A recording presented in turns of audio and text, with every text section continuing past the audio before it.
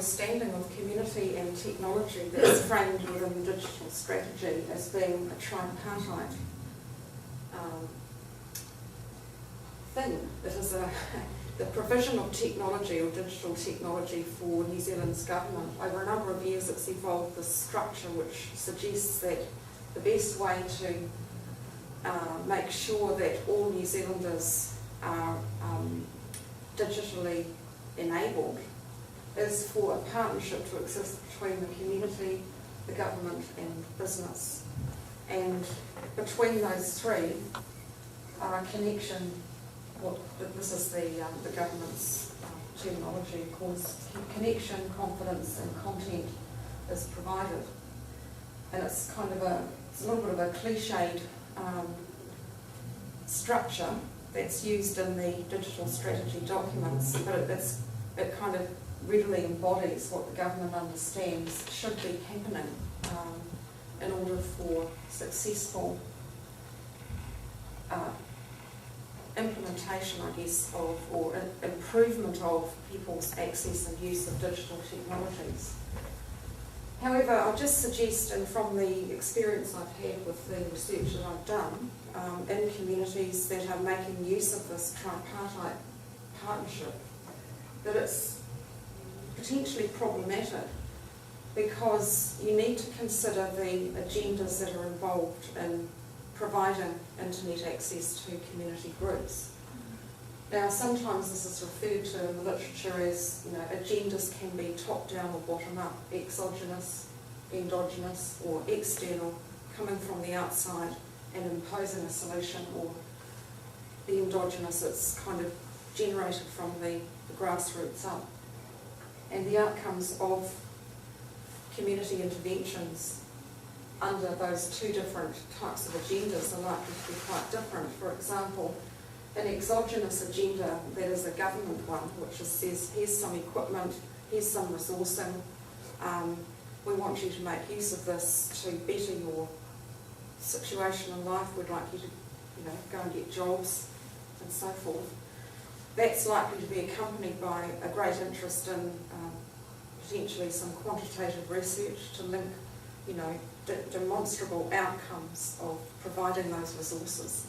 Whereas an endogenous agenda, that is a local, people get together, create some kind of solution for themselves, they're probably not particularly interested in the research side. It's a more organic sort of approach.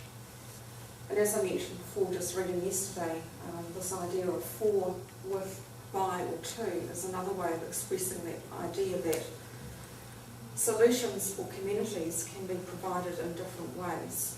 And this Charles Ledbetter puts it this way. It's quite interesting. I don't actually know a lot about him yet, but he's published quite a lot. Now here he's saying, I don't know if you can see that for solutions are delivered to us, with solutions we devise cooperatively with other, by solutions depend on self-motivation and DIY, to solutions depend on instruction, command and coercion to get things done. Crudely speaking, the 20th century was shaped by the rise of more complex, powerful and sophisticated for and to solutions at the expense of with and by solutions, cooperation and self-help. Now he goes on and is very interested in, and I think has written a book, no doubt, suggesting that the new millennium will be more about mass innovation that's enabled by new technologies, whereas before, in the 20th century, it was more about mass production and consumption. He's saying that the new era is about mass innovation and it's about technology. So, different agendas.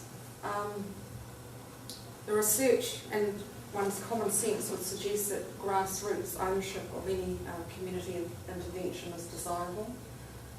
Outside solutions can be problematic, and one of the interesting points that came through quite strongly to me in my reading and in the research itself is that if the outside agenda prevails, you create what can be called a deficiency focus or a deficit theory syndrome, where people actually are disempowered because someone else is delivering solutions to them. So the community is viewed as lacking, deficient, and I think that that potentially has quite serious implications for the confidence of people and their resultant motivation and so on. And dependence on experts or authorities is also a problem. You don't want to obviously create dependency, but rather you want to mobilise. Now, I was lucky enough to see in the work that I did these processes playing out. And in one case study of two, people themselves, for various reasons which I'll explain to you, took charge, mobilised collectively, and took ownership of the community internet scheme. So very briefly, community informatics is what focuses on how ICTs can be used. Another definition saying that it's the study and practice. So it's interesting because it's a combination of practitioners actually doing this stuff, and it's researchers and communities sort of working together. This is a quote from Michael Gerstein, who's one of the key people involved in the Journal of Community Informatics, the conference that I'm going to in October. He publishes quite a lot and is a well-known name in this area. This is his take, that it's about overcoming digital divides between communities and empowering communities and citizens. So yes, the old cliche of access to the internet, yes, it is important, it's vital, but it's not sufficient. And so the research that I've been doing and lots of other people are doing is looking at what conditions are required. And my findings suggest that at least one of the very important preconditions is social cohesion in a community. So the league work was pretty arduous for a couple of years because it involved getting to know two communities, actually three, but in the end I focused on two in the analysis and writing up. Because the framework that I mentioned, the approach that I took was social constructivism and looking at the context, the viewpoints of those people involved, I obviously had to seek multiple realities and as much as possible to mesh together and place together the viewpoints of all sorts of different people, from parents within family settings using the internet to teachers at the schools and so forth. So interviews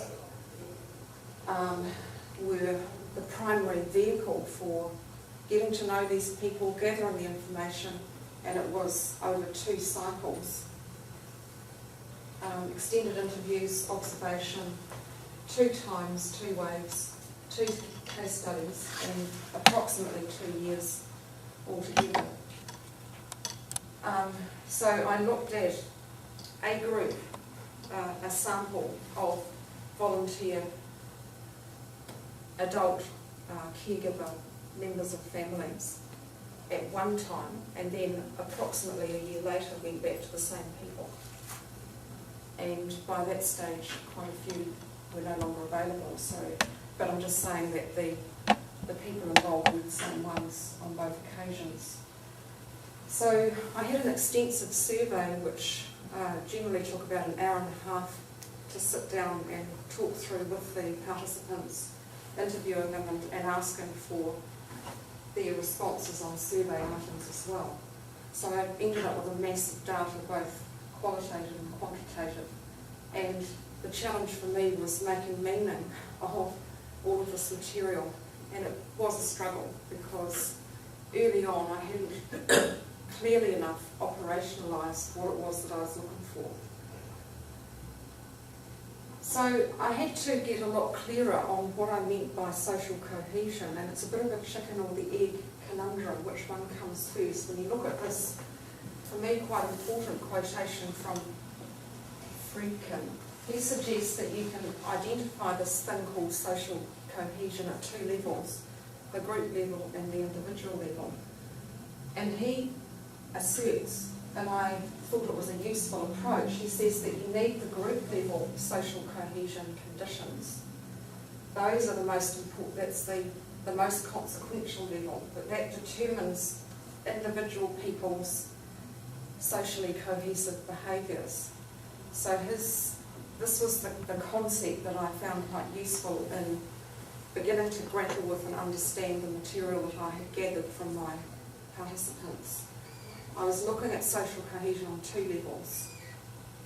The assertion is, and I think it's quite useful for the overall conclusions and findings of the study, is that you need somehow to have social cohesion on a group level before individuals will begin to demonstrate it. But I'd have to say, as I've got in the heading there, it's a bit tricky which one comes first, because it kind of feeds, how do you get group level cohesion first? And so my sense is that it's a recursive process, and I wanted to use that word a lot more strongly and possibly in the title of my thesis, but in the end it was argued by my supervisors that I perhaps couldn't quite go that far to claim that I had just, identified recursive social cohesion processes, but I feel that I'm onto something there. That social cohesion was quite strong in one of the cases to start with. We then had the arrival and the implementation of internet access. We had greater social cohesion after that, and it looked to me as though there was a possibility that well implemented, effective community internet could keep driving this. That's the way it should work, ideally. But I think I need to say that's a bit tentative at the moment. The findings would suggest that, but it would clearly need to be further explored. So what I had to do in order to arrive at some useful understanding of the material I gathered was to assess, first of all, people's use of the internet, and I call it their relationship with it. So it wasn't just that I measured how much do they use the internet each week or that sort of thing. I developed a holistic measurement, which was modelled on one used in the US in a large study there in Los Angeles called the Internet Connectedness Index.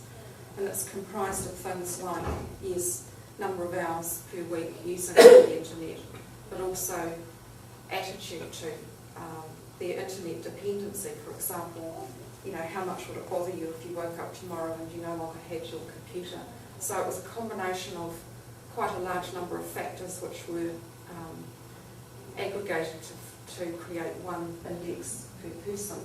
So there was that quantitative element, but arguably, because it involved a number of components, it was more about relationship than simply time online or that sort of narrow measurement.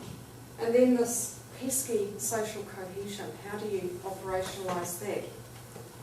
Don't be too daunted. Look down this side. This is what I was looking for.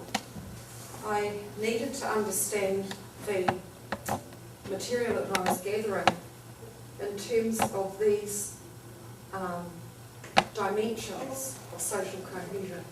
For individuals, their social connectedness, aspects of their routine day-to-day life, inclusion, support, place attachment. And these dimensions were the result of a lot of reading about social cohesion and different viewpoints of what is it and how do you measure it. And at the group level, it involves things like networks, including, for instance, in your neighbourhood, how many people do you know by name? That's just an example.